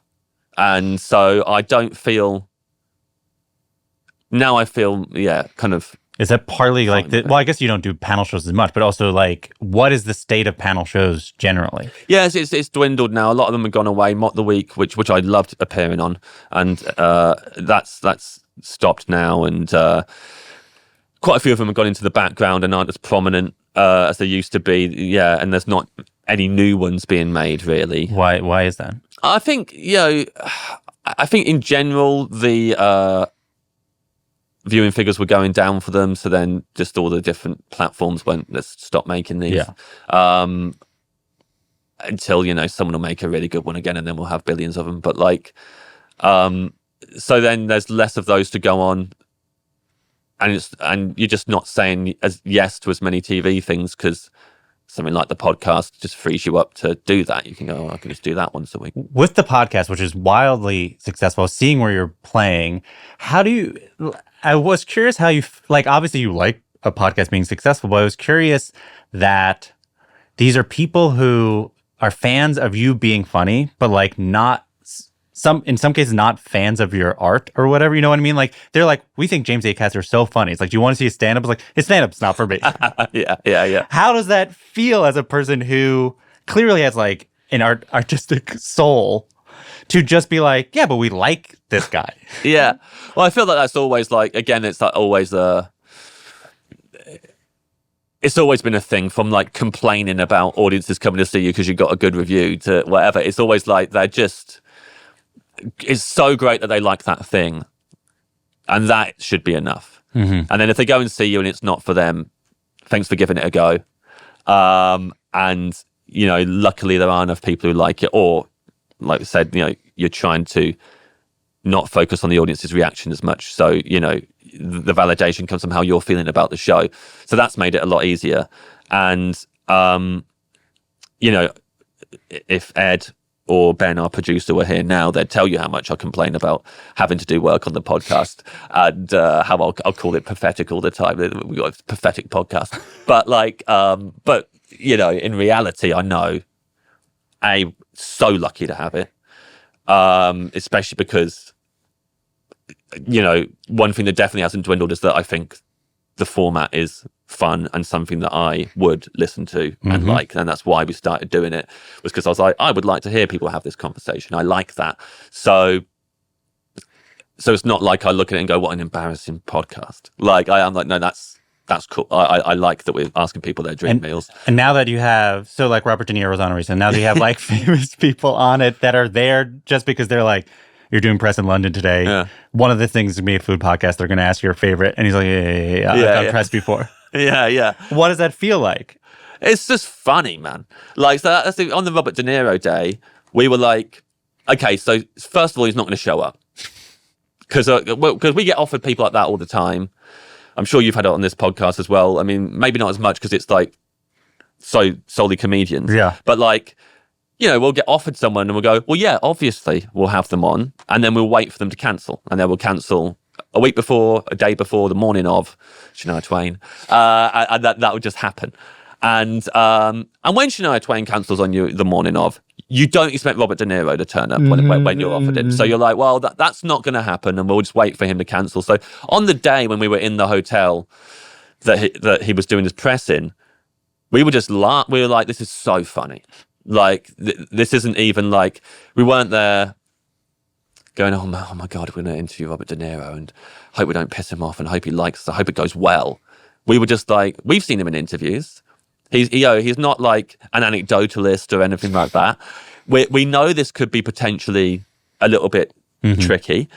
That's funny to us.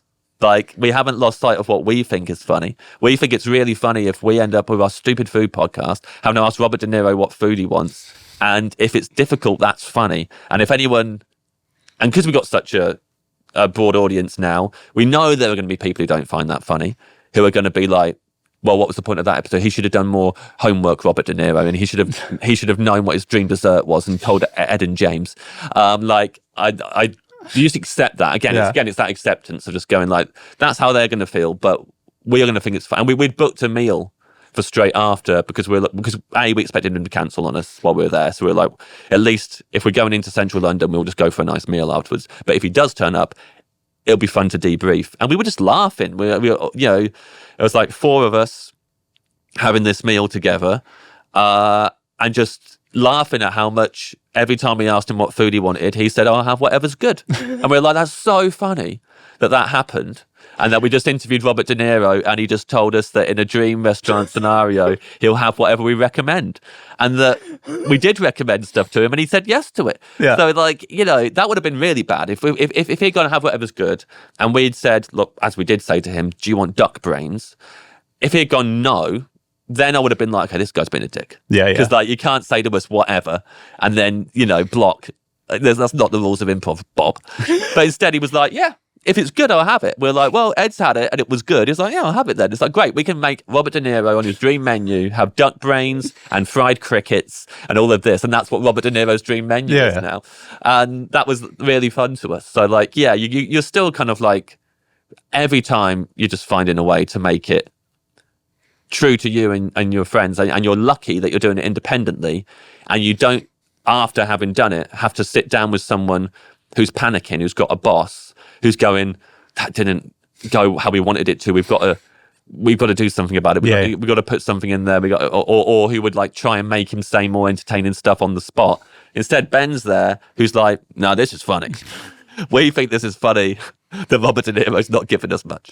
I mean, speaking of like, if you to do it as a TV show, that's like, I imagine would be the issue is people would be like, get him back and have him be like, answer the questions. We need the format. Like, how do you think about the idea of expanding it into TV shows at this point? Absolute waste of time. Every time we get to talk, because like, what they would, you either do it exactly as the podcast, in which case, what's the point? Because like, you might as well just have the podcast. Now you're spreading your listenership very thin because now they're picking if they want the TV or the podcast. or you've got to add stuff to it, and there's no point because it works as a podcast because it's a podcast. So like if you inevitably what will happen is people will be like, right, so we should actually then cook them the meal and have it come in. It's like, I don't want to do that. Yeah. And I don't want to sit there while you get all your different shots of the meal and then we all eat it and it's a bit cold. And I've got to do that over and over again. And it takes all day to have a conversation that used to take an hour. And for not actually that much more money. Yeah. Because, so like even that, like, I'm not motivated by money, especially now that the podcast is such an absolute sweet cash cow. But I'm not gonna. It's not. Nothing's gonna be worth doing that. And then I don't want to come up with a different format that's about food that just seems a bit contrived, and it's just because these two guys talk about food. I'm very much. I'm just so grateful for the fact that this works the way it does. And then we can Ed's in Australia at the minute as we're speaking, doing a tour there. I'm here doing gigs here, and we can both do these things. Yeah, because we got 1 hour a week of shouting about food and people. Do you have dream guests at this point? Do you have dream guests now that you know that like dream guests are definitely possible? Yeah, I mean, there's tons of people I'd love to. I think we said recently that Meryl Streep is now the dream guest now that we've had De Niro on. There's a load of people that I've really in recent, like while doing Hecklers Welcome into now, got really into watching skaters online. And like, I love skaters' attitudes towards skateboarding. Out of any art form, any artist, I think they have the best attitude. Mm-hmm. And I watch them talk, I watch them do skating, but also being interviewed about skating. And I find it very inspiring. And on these 2 trips, so I've been in LA before this. I wanted to see Andy Anderson so much and was just looking around LA for if Andy Anderson was skating. And I wanted to see Ben Cadeau here in New York very much. Obviously, I've not glimpsed either of them. But either one of them, I would be very excited to talk to. And obviously all the skating greats as well. What is about their way they see their art form that you admire so much? For one, there's a huge... They love whatever the phrase is about the fails are as good as the makes or whatever they say. They all appreciate how much messing it up is a huge part of it. And that is part of making it, is like falling over, hurting yourself, getting it wrong. And often just to get it right once and then go, cool, I got the trick, I did it. Yeah. Love that. The ones that I like anyway, if you listen to Andy Anderson talk, is very like similar to when you hear Roddy Mullen talk as well. They're so into other skaters and the community and what's going on in that. And they don't seem to be, they're trying to better themselves and they're trying to keep up with everyone, but they're not like, I don't pick up that sense of insecurity among those individuals. There probably are skaters who are. Yeah, you don't know what the skate inside is. Yeah, who knows? But like, there's definitely that. I heard there was a conversation between, I think it was on Tony Hawk's podcast, but it's Rodney Mullen and Andy Anderson talking about contributing to skating. And I was like, oh, that's so much nicer than me looking at Bo Burnham and going, oh, fuck! It's much better to go like, he's contributed that, how great. That's going to lead to stuff that other comics can take, run with, evolve, and way after Bo Burnham's gone, they're taking it somewhere that he could never have taken it. And maybe I can do that in a way that isn't a whole show, but who knows, that could go somewhere. And it's not about me making a thing. It's about stand-up and comedy and oh, how I wish I always thought about it like that, So I like listening to skaters and going like, oh yeah, that would be nicer if my brain worked that way. How are you with that? I mean, like, and comedy in particular is an art form that, because it doesn't usually last like most art forms do, that often it is just sort of evolving it, and like you contribute to the great evolution of things. But there are periodically people that make works that stand out. And I think of you as a person at times who are like, I would like to have a thing in the history or whatever that's like, that's a piece that is, doesn't have to, I mean, perfect is a matter of also timing, but like, do you still have this part of you is like, I have a thing in me and like, hopefully it will be inside for other people or whatever? I would love that. But at the same time, I'm completely fine. I know that I'm going to be okay if that doesn't happen. But I'm still striving for that because I think that's fun.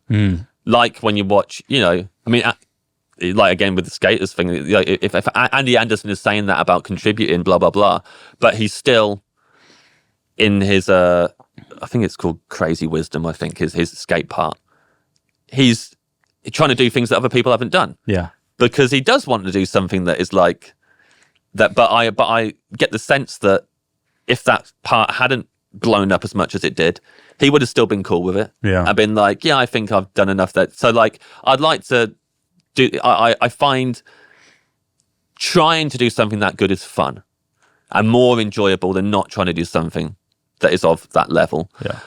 And often once I've filmed it, watched it back, if I know that's the best I could have done, I'm proud of it, then it does, there's loads of stuff that I've done that I sit very well with, and I know, and it doesn't matter that it's not hit that big. Yeah. And so, you know that like afterwards that's going to be the thing that is the most important. But in the creative side of it, I think it's fun to just try and go for gold and do that. Because it's more enjoyable, and you do the big swings that way, and that's more fun as well. And you might fall over and and injure yourself and do it like the skaters do. But then that's fine. That's better than just not doing it. I will say this, preparing again this time to talk to you again, there's something that I noticed. 3 or 4 different British comedians said the same thing about you in their introduction to you, which is greatest comedian of a generation. Oh, this is true. I was same phrasing too, as if this is how they all talk behind your back. I'm now making you process that. But some folks like he's in the conversation of like the greatest British comedians that whatever. But like, how do you? Because I think people see the work you've already done, even with the first 2 specials. You're like, that has already opened. That's a 5-minute mile that people didn't realize those are options of how the form can go. Like when you hear the idea of greatest comedian of a generation, how does your brain process that? It's just very nice. I mean, again, you just feel like more reassured by it. Okay, I should probably keep going. But like, you don't for a second take it seriously because like there are so many comics in the UK who I just feel like I'll never be that good. And who are so incredible. We're not even remotely trying to do the same thing. Like, I've been at all my gigs. I know how much I suck and how bad it goes and how many rookie mistakes I still make now. So like, it's not like you ever feel like when the Union Hall gig that you were at, I went on after Stuart Laws and I was like, I can't follow that. And it was really hard because Stuart had just gone on and absolutely killed it for 20 minutes. And you're like, that's Stuart's brilliant. And that's, that this is going to be difficult now. Yeah. And there's no like, well, here we go. Now I'm going to show you all because he's like, no, that's fucking difficult. That's like, okay. And so like, you hear that and it's lovely. But I don't know why they would think that. Like, I think it's nice, but like, I most of the time, I'm embarrassed by I imagine that by my comedy. Yeah. Now it's time for the final segment of the show. It's called the Laughing Round. It's like a lightning round, but because it's comedy, I call it the Laughing Round. Do you have a favorite joke? I think one of my favorite jokes is the one that Tom Hanks tells in Catch Me If You Can when they're berating him in the car for you never tell jokes, you're not funny and all this. So he says, knock, knock, who's there? He says, go fuck yourself. That's one of my favorite jokes. Is there a joke from another comedian you wish you could steal? Yeah, and I think I could steal it because I don't think it's even going anymore. But I don't. Yeah, it's weird to kind of even talk. I maybe. Did you ask me this last time? So I'm worried. I'm worried this will be my same Doesn't answer. matter. But now we have it. Now we have it on camera. But it's one of my favorite ever bits. It's Stephen Boyce, who's a New Zealand comic, and the only reason I don't know if Stephen's going anymore is because I think he's back in New Zealand now, and but he did a debut show. So funny, Stephen, really like naturally funny. And this is my favourite opening to a show I think I've ever seen. And the other one that I would steal is Aaron Chen's beginning to his show. So I actually say both of them. Aaron Chen's start to his debut show was going on and singing, sorry Aaron if I've got this wrong, karaoke. So there's like a karaoke thing and he sings an opening song like to open his show, but there's a screen behind him and the karaoke and the words are being filled in. And then when it finishes, it says audience applause with the line going through it. And so we're applauding it as the audience, and then you realise that the it's going so slowly, so that we have to applaud for ages. So that's funny. Yeah. And then he starts doing the show, and that's coming up on the karaoke as well. So everything that he's saying is coming up there, and he's reading along with that, and it's coming up with when we should laugh and all this. And I was like, how come no one's ever done this? This is such a fun start to the show. And my other favourite start to show is Stephen Boyce, where you walked in and the whole stage was covered in wrapping paper, like birthday wrapping paper. And like literally the floor, the mic stand, the stool, the back wall of this little venue. And then some music plays and Stephen comes on at the start. I think his bottle of water was wrapped up. So he's like unwrapping every single bit to the water and showing you the so show you the unwrapped bottle of water, and the audience would go ooh or whatever, but not knowing what this is, and do it for all of it, and then it's coming wrapping, and then the music would stop, and he said, someone told me you can open your show any way you want, and I said, how about literally? And I was like, that was like a 7-minute build up where. And the thing that's satisfying about that, from a nerd point of view, besides that it's stupid, is that you gave me so long to figure out what this was going to be, and I didn't get it at any point. And even when you said open your show any way you want, I didn't get it. And I was like, that's such a lovely opening to a show, and instantly jealous of it. Still think about it now. Stephen, I hope you're still doing stand up. If not, you can buy it. You can buy it from him. Could buy it from him, but now everyone knows. Yeah. I've stolen it from Boyce. Do you have a short story of an interaction with a legendary comedian, living or dead, you're willing to share with us? I mean, I remember doing warm up for a show in England that I didn't do much warm up. I did 3 TV warm ups ever. They all went badly, and Adrian Chiles, who's like a broadcaster back home, had a show where people come on and just give their opinions on things on a little like almost like The View, but with a bunch of men. What The View's missing. And Jackie Mason came on, and so I was doing like warm up.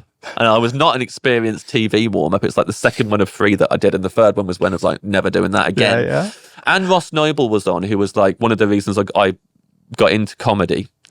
And I'd never met him before either. And I think Al Murray was also the one. So this really shows what the booking was like. Yeah, even the warm-up as well. Like everyone on that show wasn't very diverse. Yeah. And it was a show where people giving their opinions on things. So it's just the same opinion 3 times. But yeah, I remember actually it was the only time I did warm-up and it went well.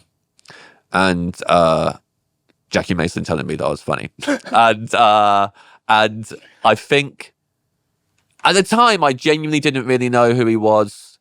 I'd seen something of him on TV because I know that he wasn't completely foreign to me. Yeah. But just that he was a comic that I knew had been going for decades, who just very, just said to me that was funny as he was going past, genuinely meant so much to me at the time, despite the fact I guess that's all I knew about him. If you gave me $1 million to guess who was the comedian you're going to say, I was never going to guess. Yeah, it's so funny it was Jackie Mason in that moment. But yeah, it's not really a story, but it's definitely like it was an early little bit of a confidence boost. Do you remember your favorite day on the Taskmaster set? I mean, there's so many good days. I mean, the first day is just. I'd watched every single episode until then. I was a big fan of the show. So you arrive in the house and you're just like, you can't believe you're at the house. So that's instantly exciting. I had to do 5 tasks the first day. And the first day is probably probably everyone who's been on it could tell you at least 1 or 2 tasks they did the first day, because you're so like, right, this is, you kind of go in with a little bit of this is what I'm going to do. I'm going to be this guy on it. And that goes out the window immediately. As soon as you do a task, you discover who you're going to be on the show. And actually it's not X, Y, or Z or whatever you thought. And so that first day I did a task. I remember doing a task that went completely wrong. Where I had to put coins into a skull that was floating. No, not a skull, a bowl that was floating in a fishbowl without it capsizing. And then I really unnecessarily fucked it up by trying to. I kind of at the last minute when it was just balancing, it was full of coins, and I should have walked away, realizing, oh, the task doesn't say I have to keep the bowl in the, like, I just can't touch the bowl, but I could sieve it out. I could get some, but with like 10 seconds to go, it was like, look for something that could be a sieve. There's a skull. Try and get the skull in and scoop it out, instantly make the bowl sink and let go of the skull, and then it's all in there. And it's like, I've completely fucked it up. And you go, I'm last. I've come last in that task. And then there was another one where I had to, they made us put a load of items, 50 items into a bin. And then later on we went into the room and the 50 items were on the floor, and it's like, make a portrait of Greg with this. And I'd put in a ukulele and 49 stones. And I was like, this is impossible. And when I realized I could break the ukulele up into loads of pieces, I just started doing that, and it looked exactly like Greg by the end, and I couldn't believe how good it looked. And so I'd done a task that I felt like I'd nailed, and one that I felt like was a disaster. And I'd been in the house for the first time, and I'd met everyone and discovered the crew are the nicest people that I've ever worked with. And it was just such a great day of going home and being like, I can't wait to do the rest of this. Do you know the phenomenon of Mount Rushmores? Though Mount Rushmore is an American thing, you know the idea of asking comedians or people. Yeah, I've seen the like white rapper Mount Rushmore. Yeah, that people call. So who your white rapper Mount Rushmore? So we're gonna do a Mount Rushmore of Mount Rushmore. So it's 4 Mount Rushmores. Each Mount Rushmore has 4. Got it. The first is American comedians. Yeah. Who's your Mount Rushmore of American comedians? Okay, well, I mean, it's probably same as everyone else. I imagine Pryor. Obviously, no, I've really got to think. Actually, Pryor's the only one that everyone's like, "Well, we'll put Pryor on it." Yeah. He's the Abraham Lincoln of comedians. Sure, yeah, he's absolutely the Abe Lincoln of comedians. So yeah, absolutely Richard Pryor. So now, I mean, obviously, I'm going to go home and whoever I pick, I'm going to be like, I should have picked that person, but So I'm maybe going to do this for individual pieces of work more than anything, but I put Tig Notaro there for the live show. It's just, I think maybe gets forgotten about a bit because it's audio and it's half an hour, but it's amazing. Maria Bamford, I just think is endlessly creative and brave and not high on her own supply and is contributing constantly. I mean, I should have some people who are older now. I mean, they have done Pryor and then straight jump to 2 modern day comics. Because sadly, all the American comedians I was inspired by coming up have let me down, and I would not put them on any mount anymore. I mean, would I just put? I mean, I think I would just put.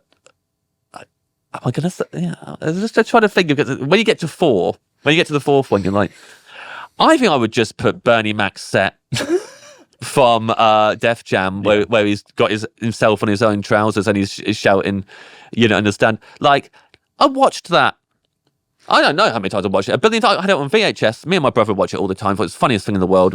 No one else we knew was talking about it. Every comedian that I've met since starting stand-up is all the same. Yeah. They're all like, yep, I watched that set 1 million times. One of the funniest things I've ever seen. Yeah. So, like, yeah, that Bernie Mac set is fucking incredible.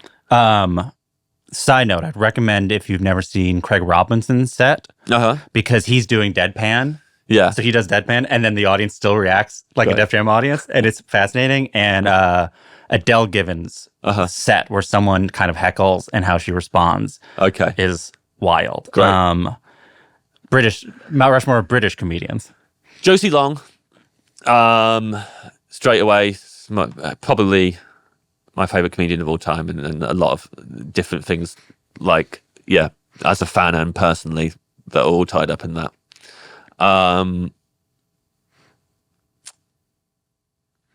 man. Okay. See, the thing with stand-up is that so much of it doesn't age well. So, which is why Pryor is like one of the people who like straight away, yes, because I showed live in concert to a friend who had never seen him, and I remember showing them and being like, is this gonna hold up? Because I haven't watched it in a few years, and it's like, oh yeah, absolutely. Apart from the one routine at the end, everything else is like, oh, that's why he's great. And I'm thinking now to comics that I watched growing up. I mean, yeah, okay, Josie Long is hard. Yeah.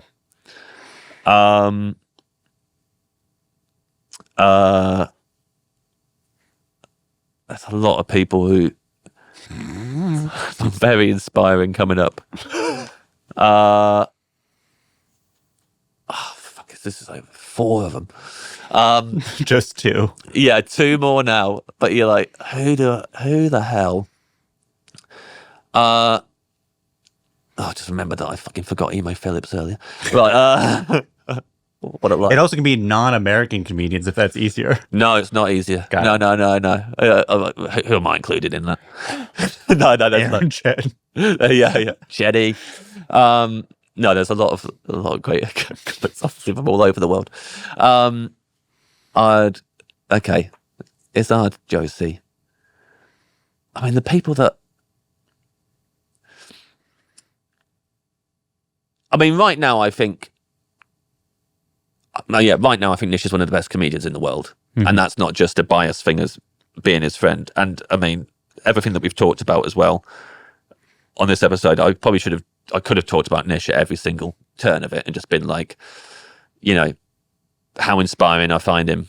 And I think at the end of I came on this last time, you said, who should I get on this? I said Nish and Josie. So like, yeah, I'd put Nish on there, and he's never going to let me forget. Oh, maybe I shouldn't say that because he won't drop that. If I'm putting him on Mount Rushmore, Jesus Christ. Here, you better put Jesus you Christ, on I'm it. putting Nish on Mount Rushmore. What the hell am I saying? What am I saying? That is ridiculous. You're allowed to put. It's your friend. Oh, I feel sick. I feel sick that I've just done that. And you can't take them off. They're etched in. Gets etched in there. Christ. You got to name one more. We got 2 more Mount Rushmores to do. Have we after this? Yeah, but they're not going to be comedians. Yeah, okay. So, like, okay, I'll go with those 3, and I'll definitely never hear the end of it from Nish. And, Kitson. Daniel Kitson. Boom. Drummers. Oh, here we go. Okay. For this one, I'm just going to do personal ones because, and this will annoy every drummer. Every drummer is wanting me to say, and these drummers are great, like John Bonham and Neil Peart, and like that's a normal conversation, and Keith Moon and all those people, and I get it. Well, drummers that really, really mean a lot to me. Seb Rockford is a jazz drummer. Held on the Tips of Fingers by Polar Bears, one of my favorite albums ever. Everything he does is so distinctive. He's got a new project coming out called Finding Ways, and he drums for Patti Smith live, and he can just do any genre. He's egoless while being incredibly effective and a melodic drummer. Zach Hill, I love all of Zach Hill's projects. I love Hella and Death Grips and the Marnie Stern stuff that he did. Completely, a lot of the time, taking center stage as the drummer and pulling focus all that he can. But then I think with Death Grips, again, kind of parks that a bit more in service of the music, and that's probably why that's the project that's got the most attention. I love the risks and the approaches that he takes and how hard he hits the drums. Always unsure how to pronounce his name. I'm so sorry because we've met and he's such a lovely man. But Greg Saunier, for the Deer Hoof drummer here, which is that's another one. We say Deer Hoof back home, and as soon as I hear people say Deer Hoof, including the band, I think that's better. But whatever. Greg is just such an energetic, amazing presence in any project that he appears in. He did an amazing solo album called "We Sing Therefore We Were." I think last year it came out, where he pretty much plays everything. That's a tremendous album that should have got more attention. Deerhoof's album this year is amazing. They've been going for so long and still continue to be incredible. And when I met him, I was doing Hecklers Welcome. I was like, hey, we both play kids kits at home. He's like, mine's a travel kit, not a kids kit. I was like, yeah, fair enough. One more drummer. Yeah. One more drummer. Pretty hard, actually. One more. I mean, actually, yeah, I'll go Buddy Rich. So that I mean, he's the one in all the conversation. All the drummers that are always in the conversation deserve to be there. They are all amazing. Buddy Rich is the one where, and maybe Keith Moon is like this as well, but like Buddy Rich, I just remember that the way that he plays, and his sticks can be coming up to his, literally like to his eyeballs, and he's still playing faster than anyone I've ever seen do a snare drum roll. And also, you know, the Buddy Rich tapes and how they were used in Seinfeld is funny. So he's contributed to comedy as well, and I thank you for that, Buddy. There you go. American restaurants. Okay. When you come here, where do you want to go? Yeah, where do I go straight away? Because it's like, I've tried to vary. Also, like, my friends are always like, no, don't go there. Go to this, man. We go to somewhere different. If only Trader Joe's was a restaurant, I'll be putting it straight on Mount Rushmore. It'd be straight there. The restaurants that I've been to that I love. I've only been to Jitlada once, and I loved it. And it was the hottest food I've ever had anywhere, spice wise, and it still had tons of flavour. And that's what I want from spicy food, is to be like that intense on both counts. So it's that one meal that I had there was very memorable. I liked it. And It'd be on my Mount Rushmore of Yeah. American restaurants too. oh, lovely. Okay, this is great. What I've discovered about myself is that I really have, I really know more about drummers than I do anything else. Because there's restaurants that I've been to a lot, and then they've got to the point where I've been to them too many times and they let me down, and it's a shame. Where have I? Oh, where did we go? We went to. I was taken to a place. This is just a recent one. Sure. But it was a lovely meal in LA. The Girl and the Goat was everything. Everything about that meal was delicious. It reminded me of a restaurant called Brat, which is near where, not where I live actually, in London. But it reminded me of that. But yeah, that was every course of that was great. I had a meal in San Francisco at a place called Atelier Cren, I think it was called. It was one of the, and this was a long time ago as well. It's the only time I've been to like a Chef's Table restaurant. If somebody has an episode of Chef's Table, at the time I was watching every episode of that. That had this tomato dish that I still think about all the time. It's the best tomatoes I've ever had. As a very fancy pants one. And, Pecan Lodge in Dallas. The best, like, it was the first time I had American barbecue, like proper, went and had, we were there for 3 days, my partner at the time and I, and we were very restrained not to go there every day. We went there 2 days out of 3. Yeah. But yeah, that was insanely good. Brisket. What is a joke that didn't work that you'll go to your grave thinking is funny? You were right there. I think it literally is, and I think it didn't work because I was a very new comedian. But I used to go on stage and say, and every time I've brought this up a few times in things, and every time the person looks at me and goes, "Yeah, that didn't work. Absolutely, it shouldn't work." But I go on stage and say to the audience as a very brand new comic, "Hey, do you remember when you were in school and you didn't have pubes yet, but you told everyone that you did?" And that was it. And I think it's just my school. Yeah. People were obsessed with pubes. And that, you know, saying it now is probably the angle. Yeah. To tell them, hey, listen, at my secondary school, when we were 13, from age 13 onwards, all we talked about was how many pubes we had. And that was a very competitive thing. That was currency in our school. And I lied before I got them and told everyone, yeah, I've got mad pubes. And I didn't have pubes. That's a classic beginner joke that I'll see in comedians where they'll write it and they'll be like, that's actually the beginning of the joke, not the end of the joke. Yeah. That's the start where you then explain you're setting a world, but you're just like, oh, it must be. Well, there were comics that oh, fuck, Mitch Hedberg. Mitch Hedberg is on my American Mount Rushmore. But I don't know. I don't know who I want to sub out. So don't. It's fine. Oh fuck, he's so on there though. He's like number 2. Got it. Yeah. Anyway, like I'd watched Mitch Hedberg. Todd Barry is probably a better example as well around that before I did stand up and going like, yeah, you could just say a thing, and not really realizing the craft that had gone into it, and so going, I'll just say that. And that'll work. Mm-hmm. And it really didn't. And to this day, I still find it funny, but that's because I think it's personal to me. I remember when it's like in school when we were all lying about that. So now if I approach it, it would probably be. I think so. Not as a universal observation. What is the best time you bombed? I mean, often I say there's it's a very long story about like, and it is the best time. So it's hard to kind of like come up with another one really, because like it is just so memorable of when I started out, but it's so long, this story. But like it's I'm gonna try and see if I'm gonna do the shortest version possible of it. I was new. I was asked by someone I'd known when I was in bands to put a comedy lineup together for his music festival that was going to be in these woods, and could I get 3 or 4 comedians to perform round a campfire.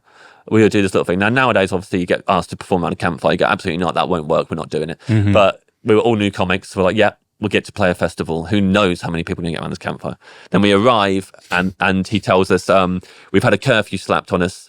So now instead of you being out in the woods doing a campfire gig, we're going to end the music at 10, and then it's just going to be you comedians performing to everybody in this little, like, we've found this little stage in the woods where like you'll be on the floor and they're all up on this hill watching you. So it's a bigger audience. And we're like, oh, no, that'd be cool, right? And then at the end, the audience didn't know there was going to be a curfew. So when the music stops earlier than it has done the previous 2 nights, they're furious.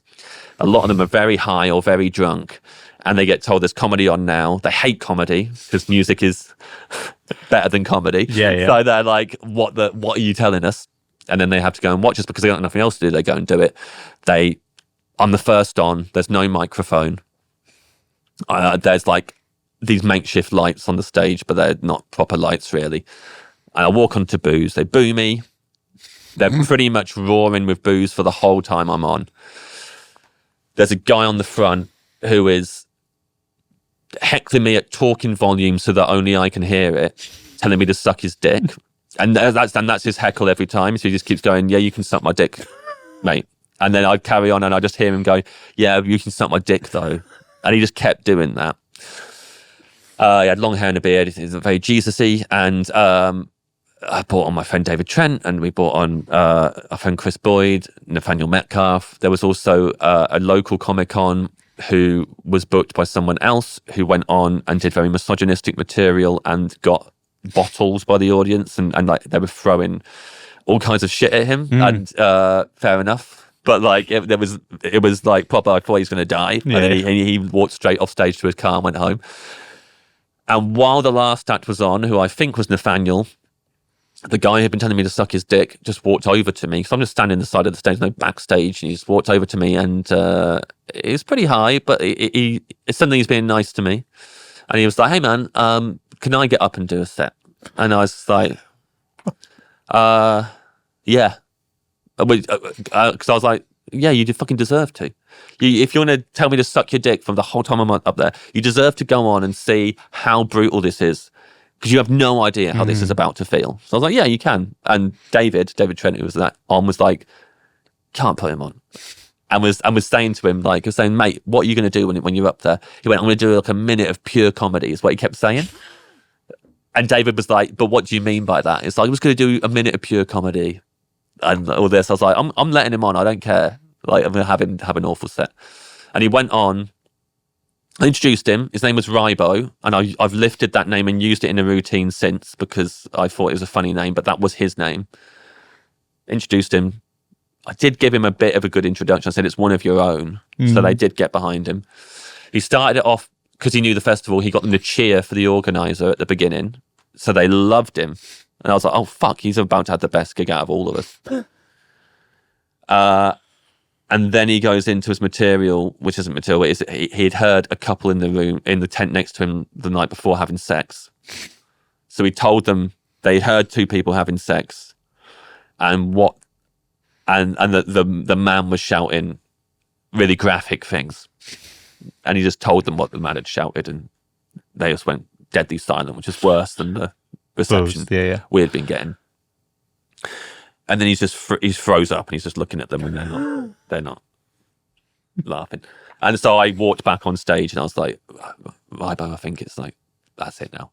And he looked at me really devastated. And then they start talking amongst themselves, and he's like, but I thought that was going to work. I was like, I know. We all just did material forward, but it didn't work.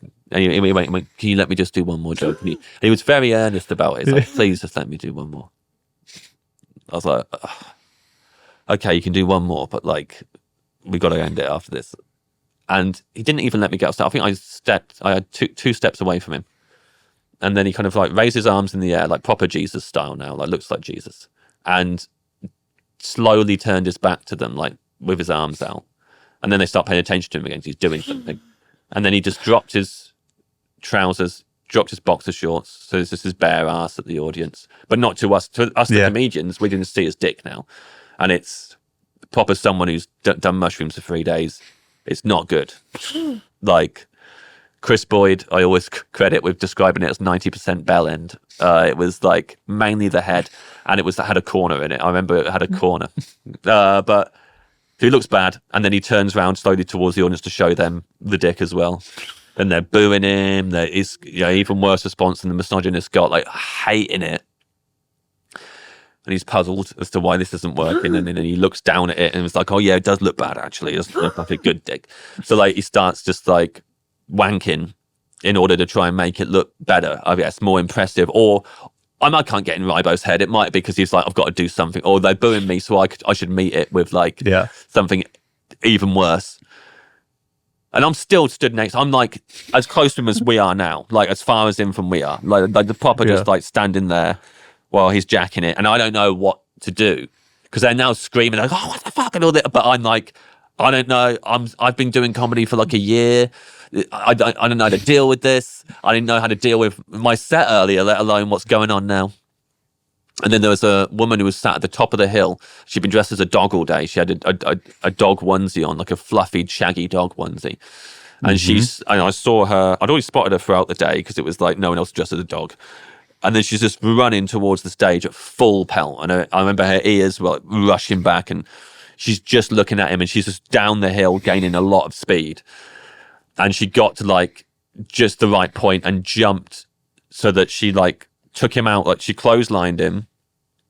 So he lands on his back, and then she jumps on him, and she's got her knees on his shoulders, but he's not stopping, still masturbating.